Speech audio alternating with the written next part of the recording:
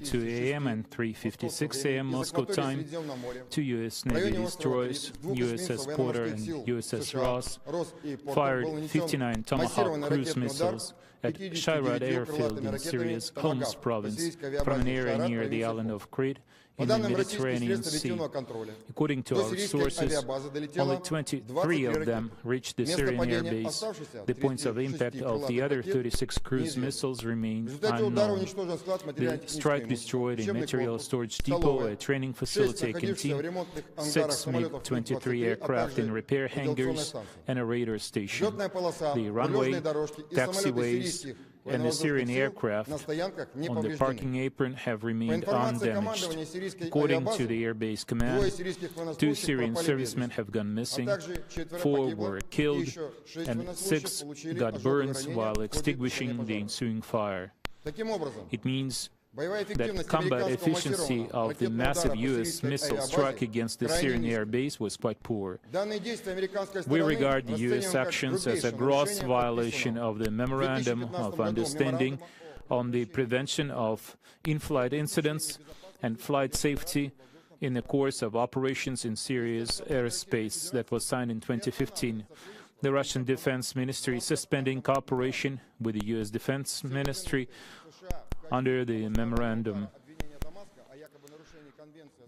The U.S. justified their strike by accusing Syria of alleged violation of the Chemical Weapons Convention that it joined in 2013, but these claims are groundless. Russia made an earlier statement that the Syrian forces did not use chemical weapons. We are waiting for clarification from the U.S. on undisputed, as they claim, evidence that it was the Syrian army that deployed chemical weapons in the town of Khan Sheikhoun. It is worth reminding that between 2013 and 2016, the Syrian government has fully delivered on its commitment to destroy its chemical arsenal, means of delivery and production facilities. All the stockpiles were destroyed, while the remaining components were shipped outside of the Syrian Arab Republic to be destroyed at facilities in the US, Finland, the UK, and Germany. U.S. administrations come and go, but the methods of provoking wars remain unchanged. Take the bombings of Yugoslavia, Iraq, and Libya, for instance. Once again, the basis for the aggression is not an unbiased investigation, but unsubstantiated statements, trumped-up reports, pictures, and fake test tubes brandished at international organizations. I'd like to point out that the massive airstrike on the Syrian airbase was followed by a large-scale offensive against the Syrian army by ISIS and Jabhat al-Nusra. We hope that this offensive was in no way coordinated with the U.S. It is clear that the U.S. airstrike on the Syrian airbase had been planned well in advance.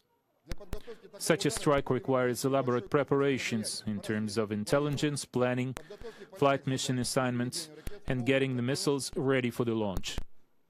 Any expert understands that Washington had made the decision to launch an airstrike on Syria long before the Khan Sheikhoun incident, which only served as a pretext.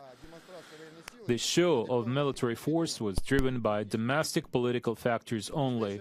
Currently, the Syrian authorities are searching for the remaining 36 U.S. cruise missiles and possible victims among the civilians. A number of measures aimed at strengthening and improving the effectiveness of the Syrian air defense system will be implemented in the near future in order to protect the vital parts of the Syrian infrastructure. Thank you.